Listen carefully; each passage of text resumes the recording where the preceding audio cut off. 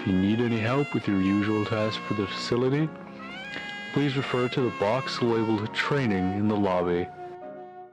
We appreciate your effort in keeping the roots of this ever-growing company alive. Do you remember back when my videos had at least something to do with horse cartoons? No, I wasn't alive then. Oh yeah. So at one point my channel had something to do with horse cartoons, then it had something to do with singing, and I guess now I'm talking about this. After MLP came to an end, it took me a little while to find my footing in a new community, and after coming home from tech school, I did manage to find a small place in the Homestar Runner community during its resurgence. And as much as I still love the cartoon, and the lo-fi playlist I made for it, go check that out, the hype for it died down as quickly as it started. Then I started watching Nexpo, and I found this thing called the Walton Files. I thought maybe it was just some FNAF fan animation, but upon watching their video, and finding it impossible to go back to sleep afterwards, I realized, holy shit, I respect the hell out of this thing. How do I get my hands on more of it? Turns out, this genre of video is called analoghorror, where the creator tries to create a story and narrative around old technologies and interests from the 80s and 90s, complete with old VHS effects and shaky camcorders. Many of the popular ones include the Mandela Catalog, Local 58, the Welcome Home ARG, Lacey's Games, and the aforementioned Walton Files. But there is one series that has captured my heart in such a way that none of the other series have yet. Created by Pastra and their friends, is a beautifully underrated masterpiece called Dreams of an Insomniac. To summarize what we have so far, the small, quiet town of Eastridge County is haunted by these tall, striped monsters known as the Veldigan, who hunt in pairs and eat people when they're out past curfew. Seems like a pretty straightforward premise, but instead of being made into a series, the creator is going to take it in a completely different direction and make DOAI into a single video. And you know what? That's an awesome idea. Taking it in that direction and making DOAI into a movie will help it stand out amongst its contemporaries, and hopefully pave the way for future creators to make bigger, larger scale projects down the road. But what exactly is the story about? Who are we rooting for, and what can we piece together from the 5 videos currently available to us? Strap yourselves in, and we'll take a dive into the Pumpkin King's passion project. I'm TakaraPOV, and this is Dreams of an Insomniac.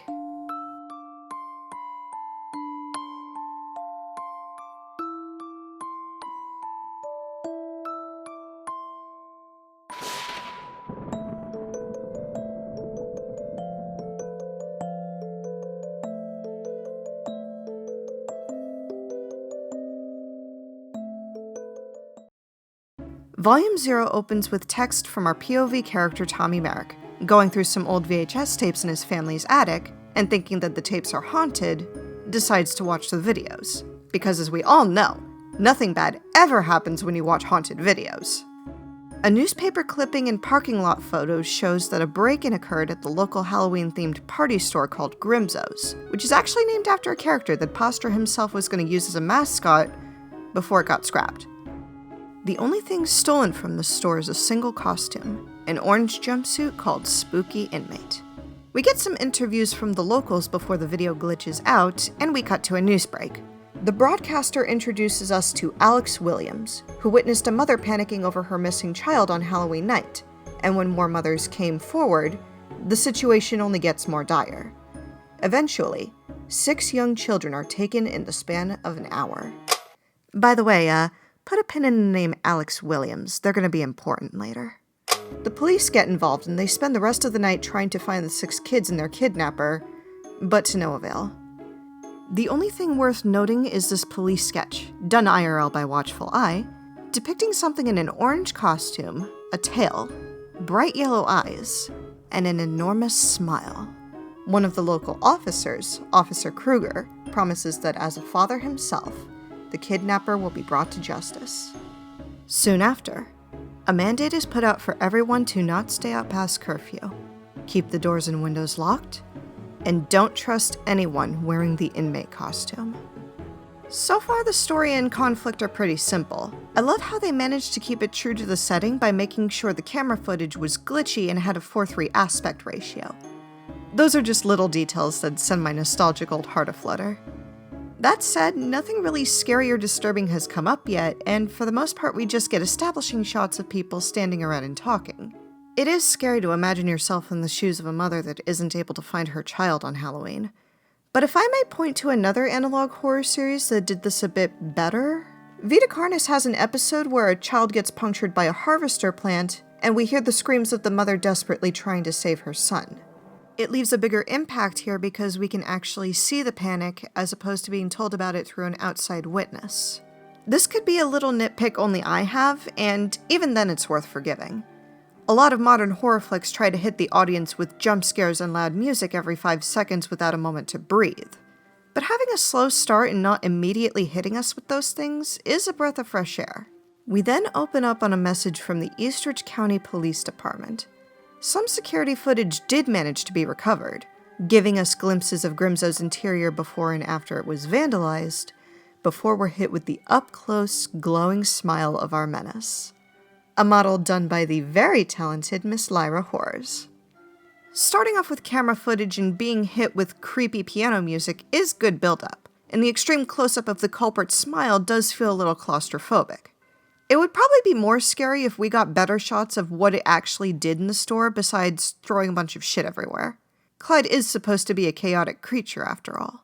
Like those guys working for the Eastridge newspaper. If one of them went into the store with a camera and got shots of, like, claw marks on the countertops, or an actual knife stuck inside the eye of a plastic skeleton, something that shows that whatever's vandalizing the store is more akin to a dangerous animal.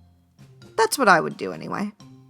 After getting a good shot of what these guys are up against, Eastridge County Police has decided to call this thing the Eastridge Demon. Okay, first off, police? Really thought outside the box with that name. Love what you did there.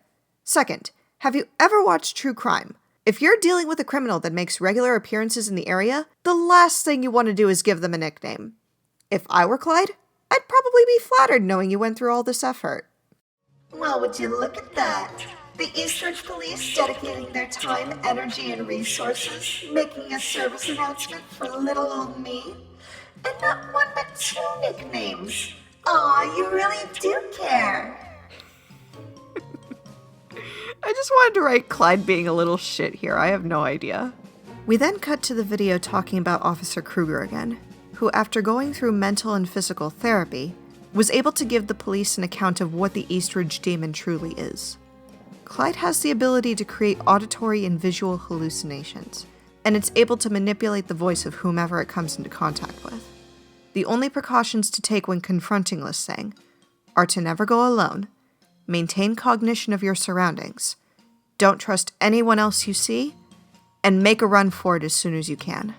But then, if your officer's going as a duo, how do you know you're not hallucinating your fellow officer? Lucky guess? Maybe handcuffing you and your partner together? Not much you really can do. But now we get to the climax of Volume 0. After his encounter with the Eastridge Demon, Kruger sustains some of the most gruesome injuries and ailments you can imagine, to the point he's still in recovery to this day. I would show you those ailments, but in case you haven't seen Volume 0 yet, I don't want to spoil them here. All I'm going to say is, for me, it was the most horrifying part of the video, it was hard to look at, and I respect the hell out of the team for making it exist. First of all, the hollowed out eyes of infected Kruger remind me a lot of the demon's face from The Exorcist, which is already my favorite horror movie ever. Second, horror films these days have a habit of cutting away before we can see anything happening, so the fact that these photos actually made my skin crawl the way that they did, and the muffled crying playing over top of it just helped to bring the experience home. DOAI team, if you guys are watching, whatever the next installment is, scare me again, but make it worse. Additional precautions when encountering the demon. Keep a safe distance, only approach if it's been killed, and seek help if contact has been made. The police regard the demon as highly intelligent with its willingness and ability to take advantage of its enemies' vulnerabilities. Don't be fooled by hallucinations, don't touch it, don't talk to it. Got it? Got it. Highly intelligent. Don't I feel like a star? The last segment of the video, and my personal favorite, Rules of the Season, illustrated by Pastra, but in universe, is animated by the talented Mortimer Gray. Whereas the previous segment was made to inform the police about the Smiling Snatcher, this PSA is meant specifically for public broadcasting.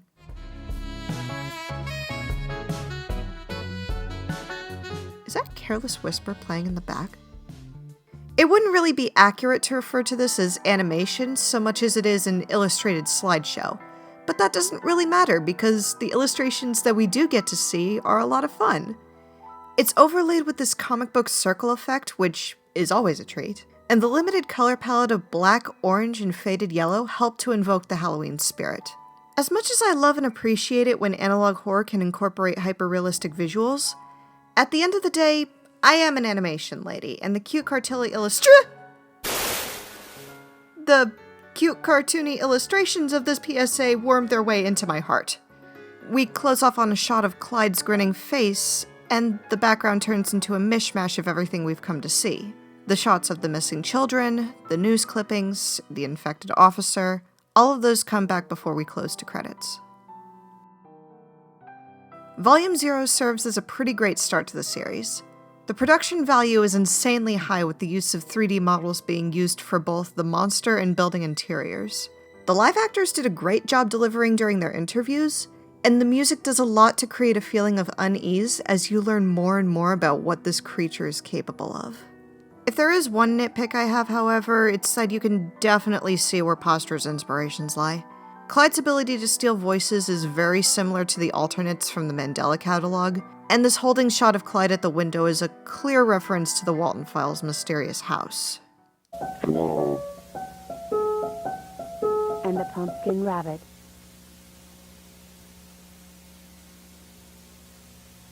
I know those were their inspirations, and in fairness, there's nothing new under the sun. For all I know, these were probably always going to be Clyde's abilities, and the other two projects just came out first. Thankfully, being slightly derivative isn't the worst thing ever, and it doesn't take away my enjoyment from the initial viewing. The goal was to get people invested, and they succeed. Since this episode came out almost 3 years ago, it's clear the DOAI team were just working with what they had at their disposal. And really, that's what makes analog horror so beautiful. For one, you don't need a whole lot of special effects or Hollywood magic. At its core, the Haunted Halloween PSA is a love letter to old 80s and 90s horror flicks. And would you believe, I'm only just getting started?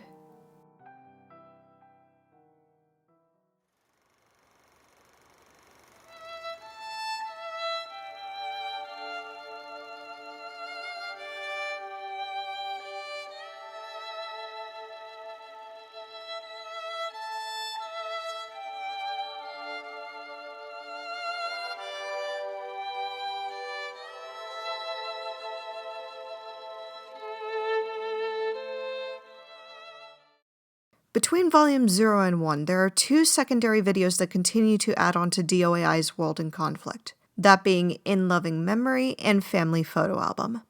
In Loving Memory focuses largely on Officer Kenneth Kruger, who is allegedly found hanging in the closet of his son Klaus, leaving behind a note for him. The video goes a long way in saying that he was a beloved member of the community and that he'll be deeply missed. Until we get a pair of red eyes and a new death date for the officer. Instead of passing away in 87, he actually died in 93. We hear him pleading to be put out of his misery before an off-screen voice tells him, "Because I still have use for you yet." It would seem our beloved officer's undergoing some kind of experimentation, and the tribute was made to cover up his disappearance. Family Photo Album is a bit longer and has a lot more meat on the bone for us to chew. On January 6th, the police get a distressed call from someone reporting a break-in, and when the police arrive on site, anyone who resided at the home seemed to have disappeared. The only items left behind were a camcorder and, as you guessed, a photo album.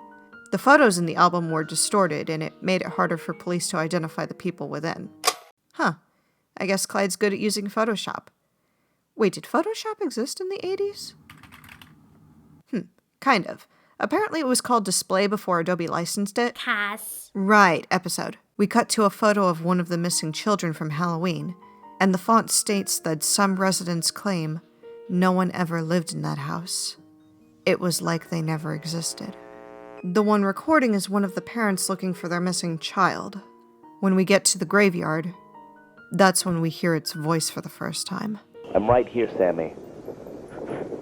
You're gonna have to help me though, honey. I can't find you.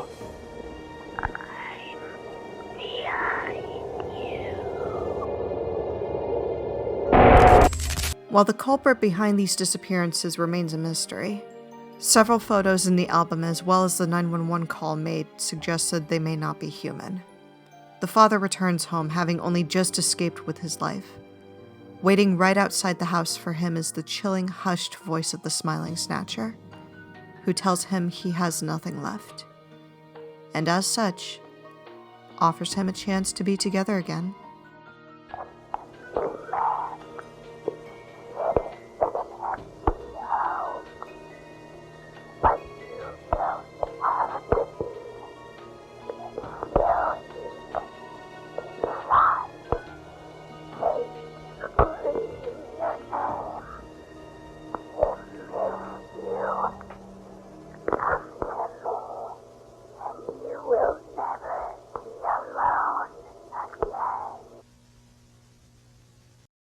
I love you. The only clear photo of the perpetrator.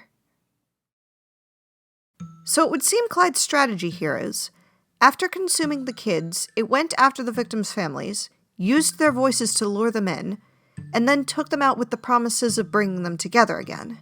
It sounds all at once chilling, manipulative, and oddly comforting. Almost like Clyde is convinced that it's doing the families a favor by killing them. Watching these two episodes back to back, it puts into question who it is we're supposed to be rooting for. Obviously, Clyde's a kidnapper and a monster, but it seems like the Lankman Foundation has been getting their hands a little bit dirty with all these PSAs and tributes of people who never really died. This introduces two great aspects of terror that people often feel: the lack of trust in people and the loss of control over a situation. People's families are being kidnapped and your town rep is being sketchy. If neither side is doing good, who do you go to for help? And if you're only one person with little power or backup, what can you possibly do to combat an issue like this? Jump to 13 months later, and we're gifted with the long-awaited release of Volume 1, the Foundation Archive. If you thought that Volume 0 was passionate, Volume 1 goes all out, with it being the longest entry in the series and pulling absolutely no punches. We open up with footage of Alex Williams, the witness from Halloween night, stating that they have come to regret working for the Lankman Foundation and are ready to come forward with their story. Feeling like they were under constant house arrest after taking a job there because the information they were given had been too valuable to go unprotected, and this arrest went on for years. They claim to help Veldigan victims, but Alex's red flags start to go off. So, who's the one in charge here? And just how sinister are they?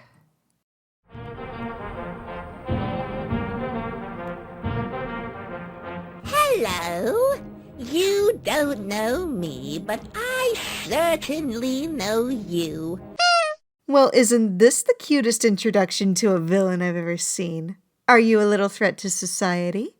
Are you the big brother always watching over us? I'll bet you are, you little monster. I would not patronize the antagonist.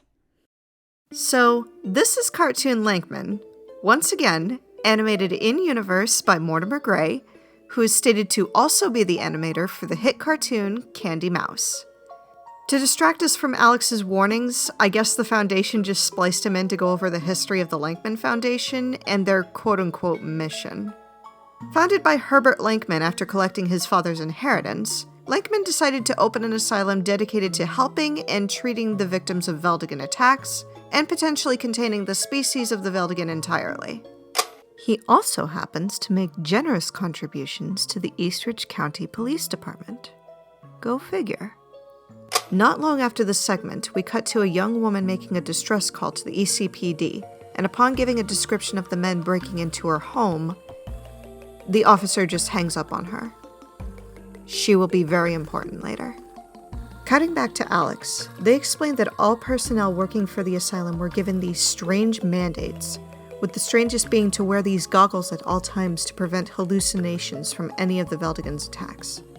Patients would always be scared of the asylum workers no matter how much they tried to help, and they would always complain about horrible music coming from inside the facility. And to Alex's surprise, everybody treated it like it was a Tuesday, completely normal.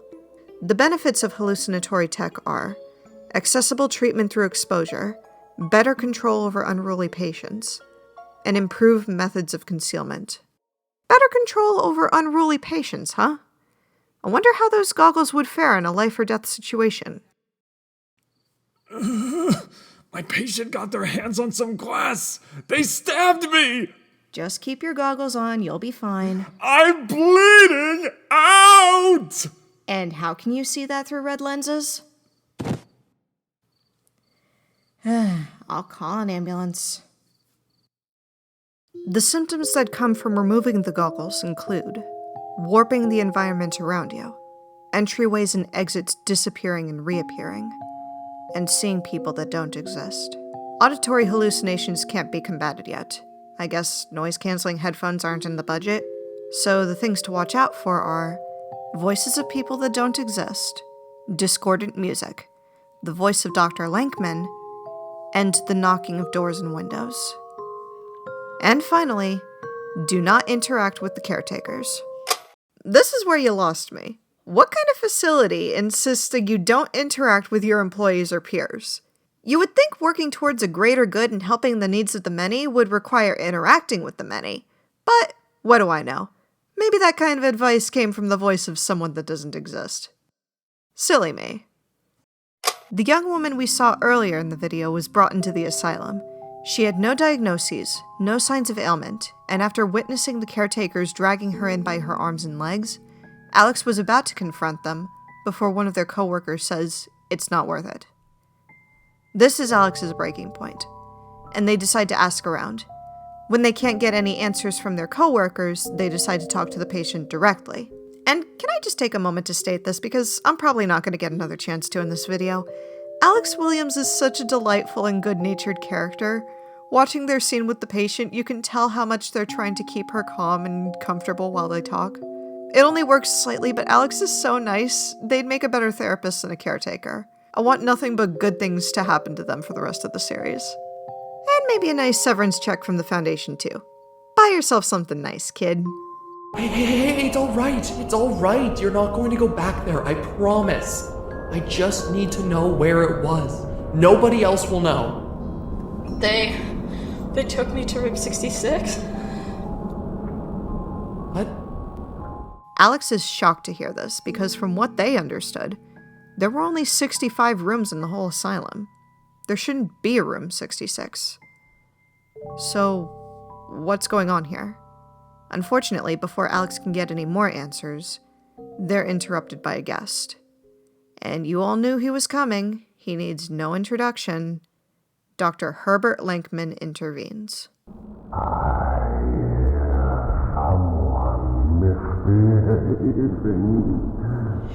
It's him! Just try He's going to take me back now! Please help me take him back! He isn't going to take Don't let him take me back! Don't let him take me back! Quiet for a moment. Just what do you think you're doing? I've been holding off until this point, but it seriously hurts to hear this woman screaming and begging for her life again. Huge props to the actress Spidey for her performance as the patient. On rewatch of their camcorder conversation, they noticed a camera in the corner of the room. None of the other patients in the asylum had cameras. So for this one patient to be the only one under surveillance, with nothing else to lose and not really sure who to trust anymore, Alex takes off the goggles. And nothing changed. No hallucinations, no stimuli. Everything looked exactly the same. This fuels Alex's determination to go find room 66. And let me tell you, the moment they opened those doors, you witnessed the peak of DOAI so far, the climax of everything the team had been building up to for 4 episodes.